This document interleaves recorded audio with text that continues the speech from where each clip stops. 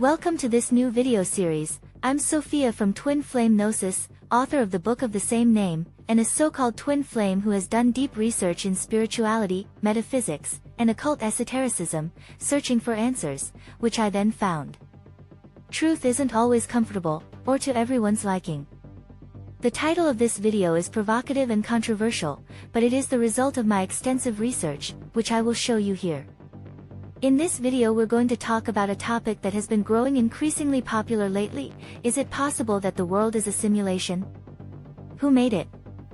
And what does it mean for the concept of twin flames? Everyone will know the film The Matrix, groundbreaking in its time with an unusual premise. It developed cult status over the years. Was it only because of its fresh style and gripping story, or did the film touch on something that resonates with and affects us all? The story itself is deeply Gnostic, but this video isn't about the film, it's about the concept behind it. I'll show you that there is far more to it than you might expect. If you're already familiar with the topic, you may find the missing puzzle pieces here. Have you heard of Danny Goler and his red laser DMT experiment, for example? Or of the German guy in a spacecraft who claimed that God is an AI, and who then disappeared under mysterious circumstances? Or have you ever experienced a real Matrix glitch?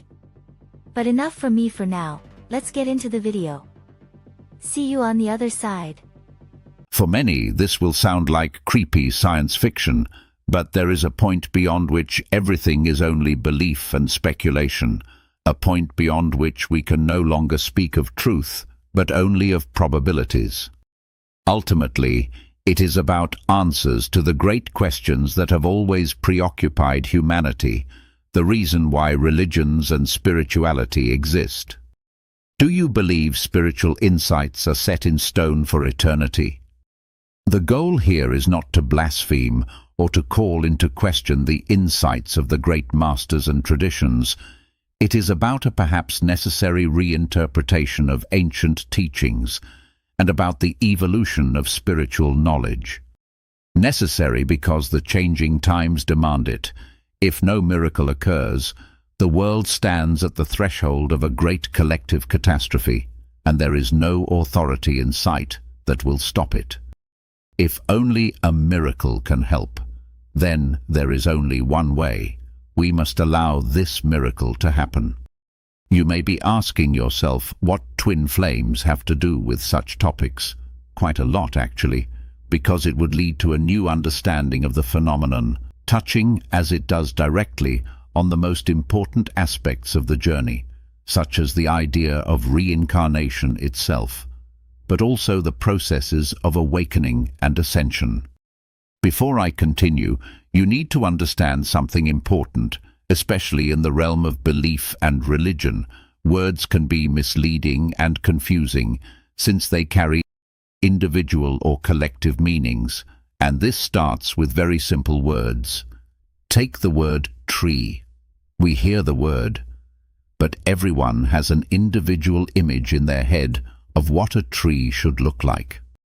God, soul, ascension, unity, just to name a few examples. And let us take the biggest one right away. God. For the research behind this book, I truly compared all religions and teachings with one another, and I myself grew up with the idea that God is a bearded man in a toga and sandals who dwells in his cloud kingdom doing godly things as described in the Bible.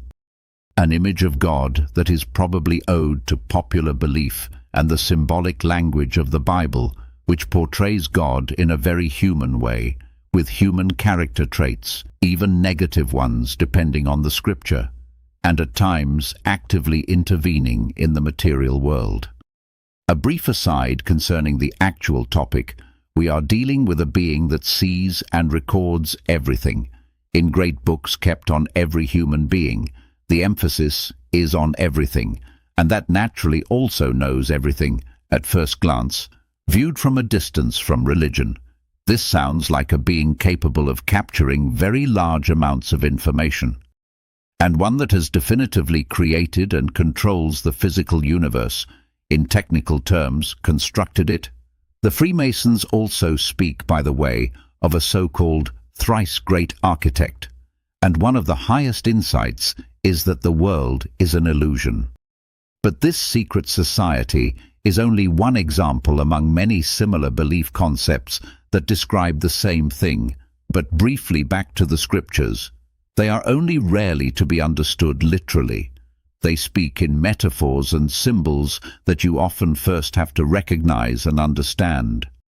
But that is not meant to be the subject here when it comes to spirituality that truly works, the personification of a being responsible for all of existence, and thus also a reduction of it, can be misleading and can lead to a constant searching outside oneself that requires guiding and mediating authorities, which distract us from the actual truth of which we are a part.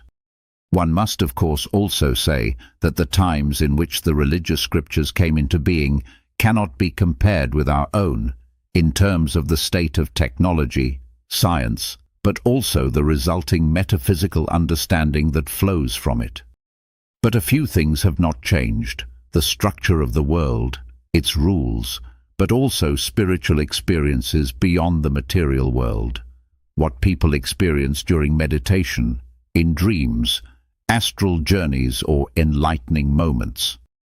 If the ancient masters and sages of former times were alive today with our knowledge, how would they describe the insight that the world is an illusion? There is really only one word that comes into question for it, and that is simulation. But it is not just this thought experiment and a certain logic behind it. There is a whole chain of concrete clues. Whether you believe it or not, the probability is actually very high that we live in a simulation, not a wild science fiction idea or a crazy theory. Something with a disturbing logic and causality.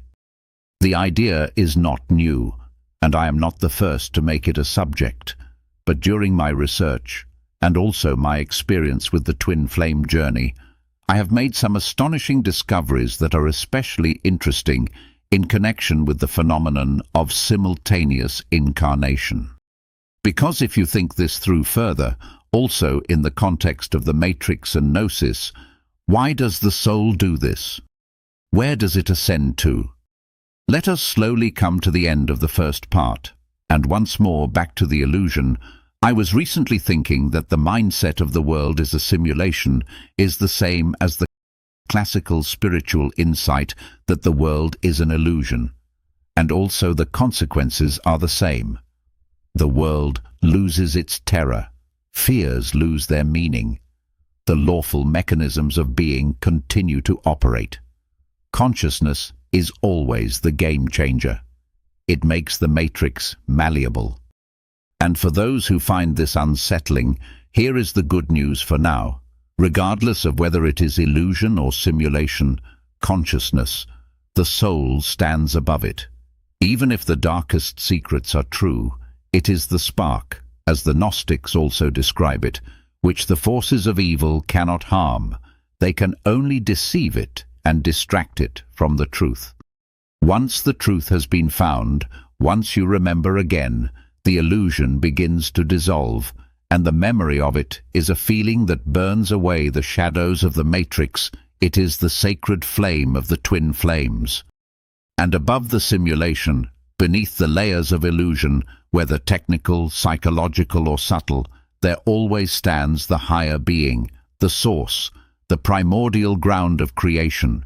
What we call God is always there. That is where we come from. That is where we return.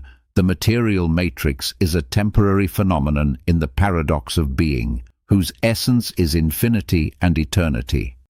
When we philosophize about these metaphysical questions, the core is always about what reality is and who made it, to which there are the most varied answers. But even within the realm of individual and experienceable perception alone, reality collapses under closer examination. It begins with the inability of the brain to grasp and understand the paradox of being, and extends to the selective, limited sensory perception that registers only a fraction, a bandwidth of what the spectrum could actually contain. The visible reality is only a tiny aspect of something larger. Nothing is truly solid. Everything is in motion and vibration. At the latest, when you zoom into the world to its smallest level. And even though the world is a world of physical objects, visible matter makes up only a tiny fraction. The space you are sitting in, the world outside, the entire universe consists for the most part of emptiness, even your body. Because atoms do not stick together, between them is emptiness.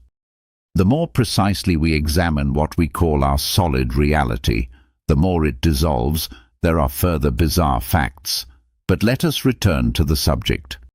In connection with the speculation here, the human brain also deserves closer examination, functioning as it does like a biochemical supercomputer with automatically running thoughts, programs and patterns, definitively programmable.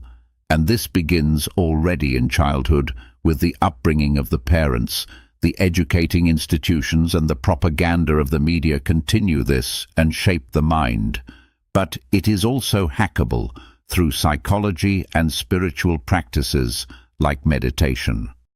Alongside, or beneath that, we then have consciousness, the mental presence, the pure being beneath the layers of the ego and its programming, the contrast to the mechanical organ of the brain, the soul, the Gnostic spark, the wave in the ocean, the particle of consciousness of the source consciousness, however we choose to name it.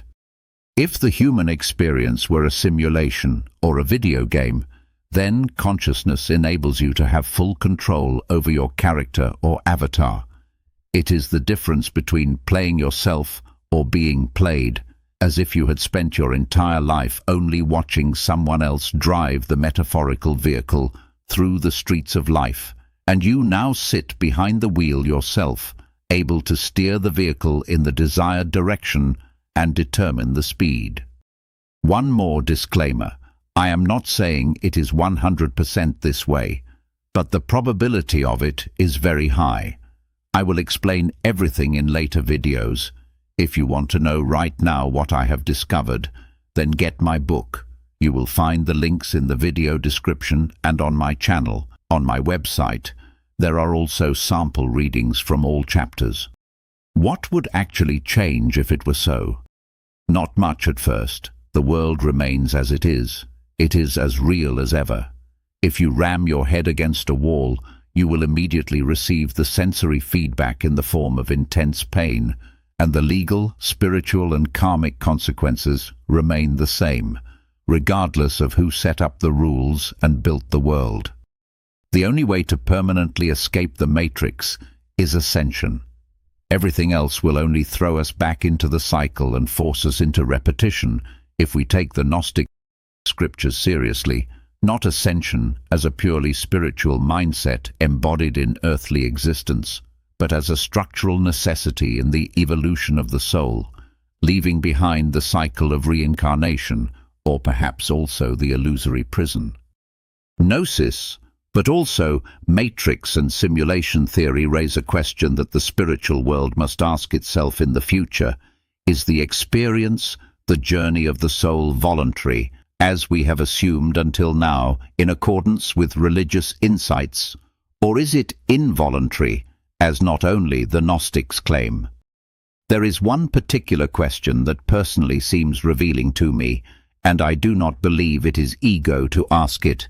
If reincarnation is real, is it truly a grace to forget after each life and begin again from the beginning? Perhaps at higher levels of being, from other perspectives, these questions do not arise at all, because there is a meaning to it that is not apparent to us, as many would argue. But if I could choose, no, I would never wish to forget again what I have experienced in this lifetime. And setting aside my perhaps too human thinking, it makes no sense to erase memory and experience over and over again. Would it not be better to keep building upon it, continually developing further? The true metaphysical backgrounds and connections may be difficult to understand, but there are some belief systems that have attempted to describe them.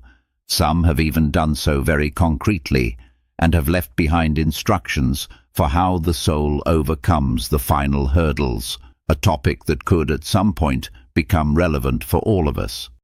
Interesting also here how different teachings and peoples who were neither geographically, culturally nor temporally close to one another describe the same metaphysical processes and structures, something that only becomes apparent when comparing them together and gaining an overall view.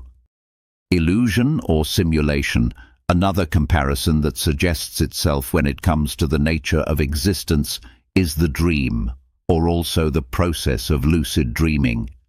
You could also see the world as a dream within a dream being dreamed by a greater consciousness, or by us together as collective parts of that consciousness.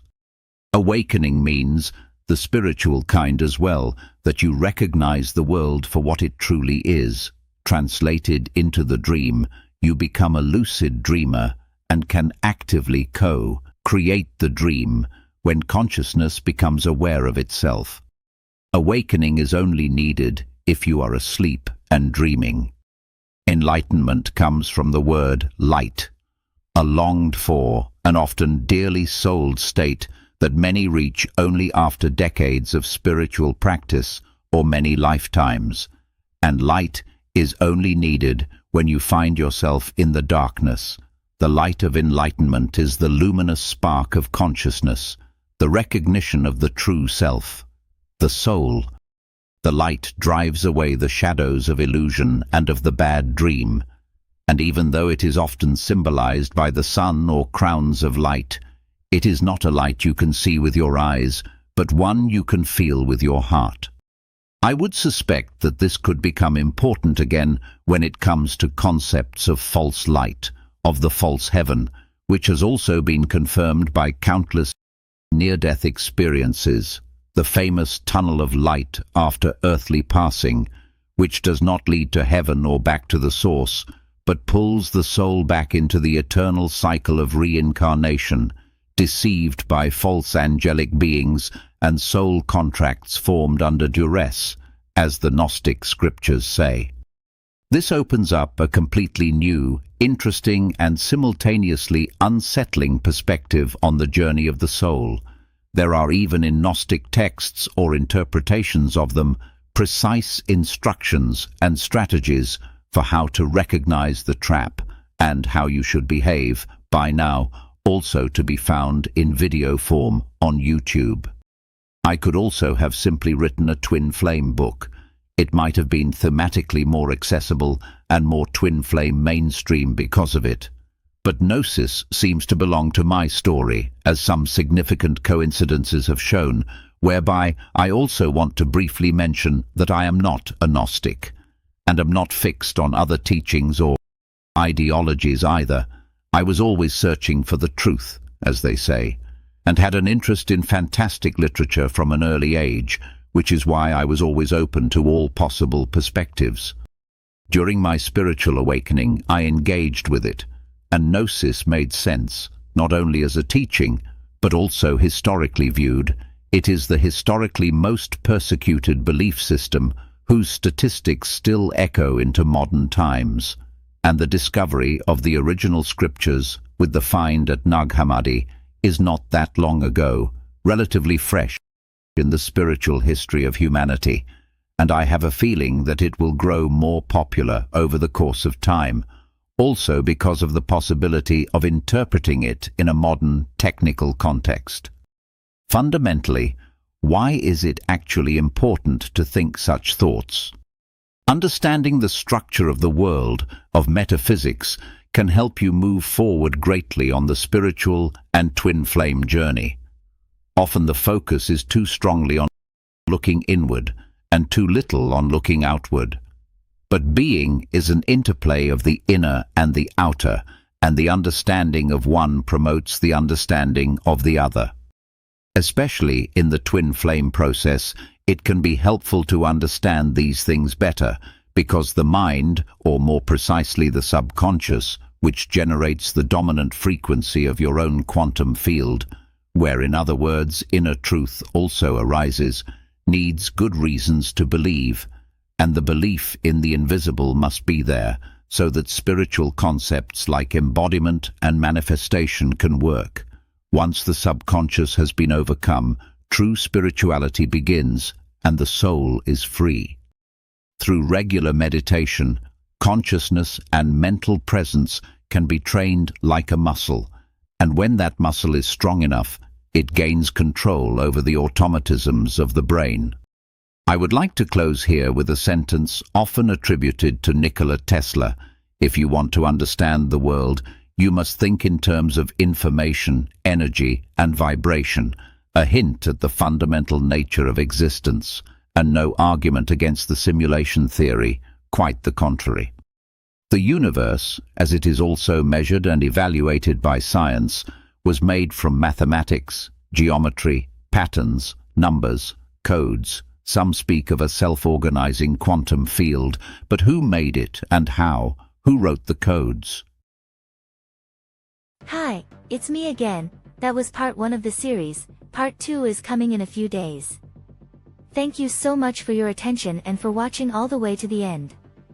If you enjoyed the video, I'd be really happy about a like or a comment. I'm just the face and voice of this channel, but behind it is real human work. Even though I use AI, this channel has heart and soul. If you want to help a small flame grow, share the video with others in the community.